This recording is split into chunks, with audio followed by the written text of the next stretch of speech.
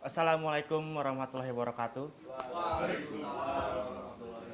Bismillahirrahmanirrahim. Alhamdulillah, segala puji bagi Allah yang Maha Pengasih dan Maha Penyayang. Pertama-tama kita marilah panjatkan puji dan syukur kepada hadirat Allah Subhanahu wa taala. Selawat serta salam kita junjungkan kepada Nabi Muhammad kita sallallahu alaihi wasallam. Sebelumnya saya minta izin untuk membawakan ceramah. Saya sekarang akan membawakan ceramah tentang berbakti kepada orang tua. Nah, sebelumnya nama saya Fauzan Putra Pratama, NPM 10821-203. Nah, berbakti kepada orang tua. Tingkat ketinggian ibadah itu dalam rangka berbakti kepada orang tua itu diletakkan oleh Allah kedua setelah menyembah Allah.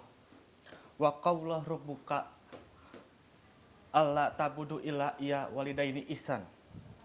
Jangan dikira kita berbakti itu cuma cium tangan aja, cuma salam-salam dan membantu orang tua, nilainya itu rendah. Tidak. Tinggi sekali itu. Ketinggian ibadah itu terletak setelah menyembah Allah Subhanahu wa taala. Nah, sekarang saya akan membawakan ini hukum menaati kedua orang tua. Hukum menaati kedua orang tua itu ialah wajib hukumnya sebagai setiap muslim, karena durhaka bagi yang tidak melakukannya. Maaf.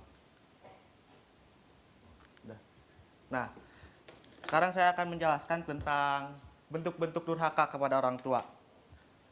Yang pertama itu melawan orang tua. Di sini tahu apa contohnya melawan orang tua? Gak nurut. Gimana? Minta apa? Minta rumah. Menang pintu sampai rusak. Nah, melawan orang tua itu seperti kita misalnya disuruh untuk sapu atau kita tuh ngeyel atau gimana. Nah, yang kedua itu bersikap kasar kepada orang tua. Bersikap kasar di sini itu bukan dalam artian kita ngomongnya kasar atau gimana, bisa juga dalam perilaku kita. Terus yang ketiga, membentak dan menghardik orang tua. Contohnya itu adalah kata kayak kita berbicara kan itu nggak boleh ya. Nah, yang keempat itu mengabaikan kewajiban. Kita sebagai anak itu kan mempunyai kewajiban kayak membantu orang tua, kayak itulah pokoknya. Aku lupa soalnya aku juga kurang berbakti di sini. Nah, di sini juga saya berterima kasih karena dalam acara ini saya membawakan berbakti kepada orang tua. Kita sama-sama belajar di sini. Nah, yang kedua. Nah, ini adalah cara berbakti kepada orang tua. 1. Membantu orang tua. Di sini siapa yang nggak membantu orang tua? Sok, ngacung. Sok.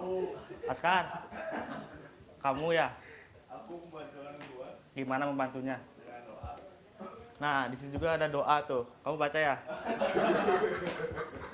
Nah, yang kedua itu mendoakan orang tua. Mendoakan orang tua itu dalam sholat kita diwajibkan untuk memudahkan orang tua agar orang tua panjang umur, sehat selalu.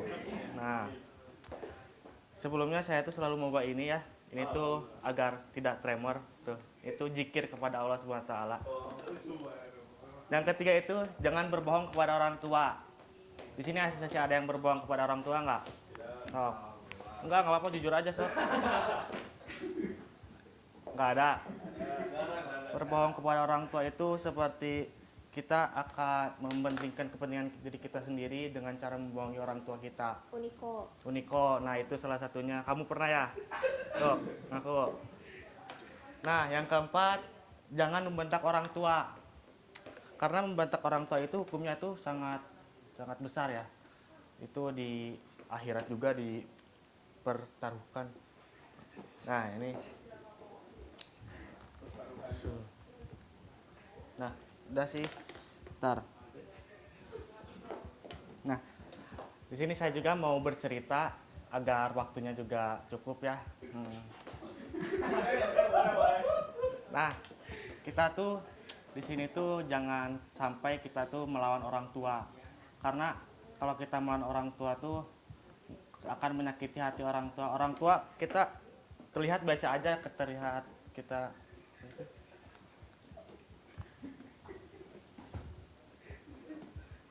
udah 5 menit. Oh. Jadi lupa. Dan kita jangan melawan orang tua karena di dalam hatinya tuh orang tua kita tuh sangat sakit ya kalau kita melawan atau membentak orang tua.